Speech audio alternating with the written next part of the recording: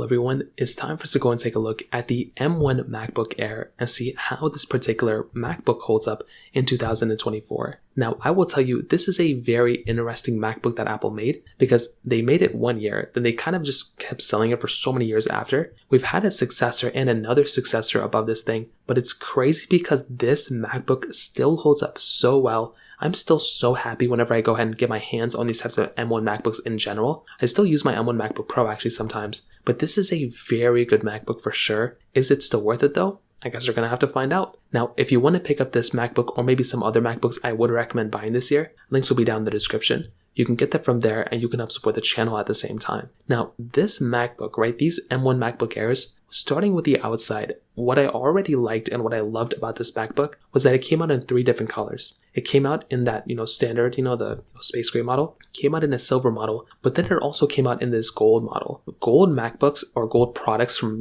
Apple are always my favorite. That was something that I really didn't like about the MacBook Pros because there weren't really too many coloring options you can choose from. I wish we got a few more, but this MacBook having that type of, quality, having that type of color selection was so cool. And that was something that I loved so much from my M1 MacBook Air, that I could have that gold color. Now, did I buy that gold color? Absolutely. It's my favorite. And I would still, if I bought another one, I would still buy the other gold color. It's one of my favorite things without a doubt. So that right there gets a thumbs up for me for sure. Now, flipping this thing on the outside a little bit more, we have a headphone jack on this thing, and we're getting 2 Thunderbolt 4 ports on the left side of this MacBook. Now, once again, that's a very cool thing. Basically being able to plug this thing on the side and charging it is very nice. And also being able to go ahead and plug this thing into a monitor and extend it out is very cool as well. Now, the unfortunate thing for these types of MacBooks, which really kind of threw me off, and I was never a fan of these types of MacBooks from that perspective, was that they only allow you to connect it to one MacBook or to one display. So this was a problem that I ran into all the time. Personally, I didn't really hear too many people talk about this, but you can't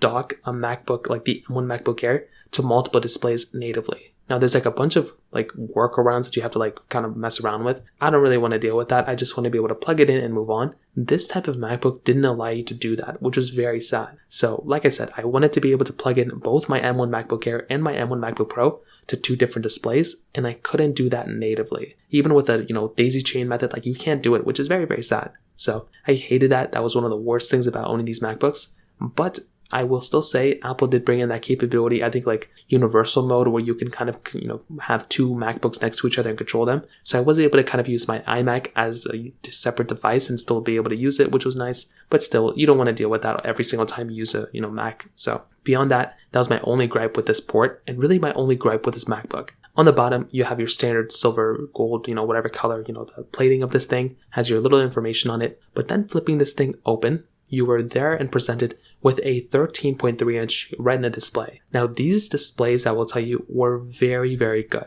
They were very good at the time, and they are still very decent. For how old this MacBook, this MacBook's not even that old, but for how old this type of display was, Apple was just reusing this type of display over and over again for a lot of different things. I was a big fan of this type of display, and I still think it looks very decent for the most part. If you're getting this type of MacBook, you're actually going to be getting a device that's actually pretty good from that perspective, which is something that's very decent. Now, if you're comparing it against something like the, M3 MacBook Pro with the 120 Hz ProMotion display, clearly it's not going to look as good as something like that. But I will still tell you, for something like the, M1 MacBook Air, you're still going to be getting a device that looks very good from that specific panel. And I, for one, I'm a big fan of that type of display, and it still looks very good, realistically speaking, from no matter what you're going to do with it. So that right there gets another thumbs up for me.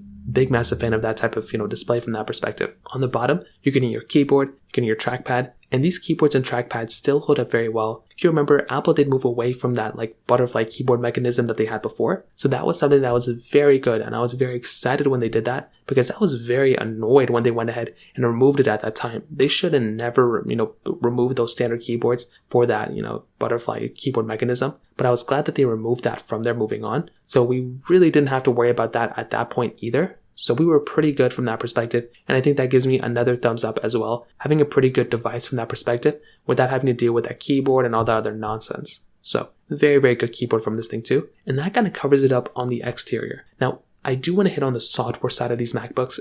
we really don't know how long these M1 MacBooks are going to last. I'm pretty much sure that these MacBooks are going to last for a pretty decent amount of time. Like, they're not going to be unsupported tomorrow. They're going to be here for quite a bit of time, which is, very good. And I love having a MacBook like this because these things are still going to be supported for a long period of time. The Intel MacBooks before this thing are still supported, so I'm sure this one's going to be supported for a little bit longer. The other big thing too is that for these MacBooks, a lot of the time, Apple will go ahead and support their in-house chipsets a little bit longer than maybe outside chipsets. So I feel like with these MacBooks, Apple's going to set a precedent of like, hey, if you're buying this type of MacBook, we promise you're going to get a long supported Mac. And I'm pretty sure that's what Apple's going to end up doing here. So I'm going to be very, very happy when Apple ends up doing something like that too. So that's another really big thing going on for this particular Mac as well. So that covers it up there. Performance-wise, this MacBook is still a very, very good performing Mac for realistically no matter what you're going to do with it. Now, you can't spec this thing out to like, I think 8 gigabytes of RAM, but I mean, even it goes up to 16 gigs of RAM. So it starts at 8,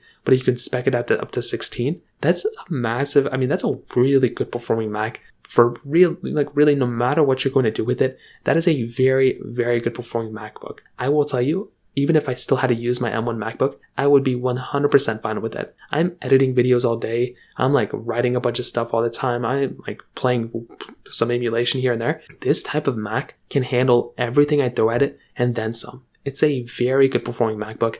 And that is something that I love about these types of devices, is that you can really just like buy it and basically just still have a really good Mac no matter what you're going to do with it. And that's something that I love about these Macs. No matter what you're really going to do with it, you're going to have a very good time. And I will tell you with this MacBook, depending on your use case, you're going to have a very, very good experience time with it. For the average person, this is a very good Mac. Now, if you're going through and if you're trying to edit, like if you're trying to go crazy and overboard, like let's say you're trying to go and like play like massively intensive games where you're trying to go like have like the only bottleneck I would say is the RAM perspective. Like if you need a Mac that needs like at least like 32 or 64 gigabytes of RAM, you're not really going to be getting that from this thing. This thing tops out at 16. So that might be an issue for some people, but I don't even think it's like that big of a problem. And I genuinely do think that you could have a really good time with this MacBook without even having to worry about that kind of stuff. So I, for one, that's kind of like another reason why I'm a fan of this Mac, is because even on my M1 Pro MacBook Pro that I use on an everyday basis, I only have 16 gigabytes of RAM there,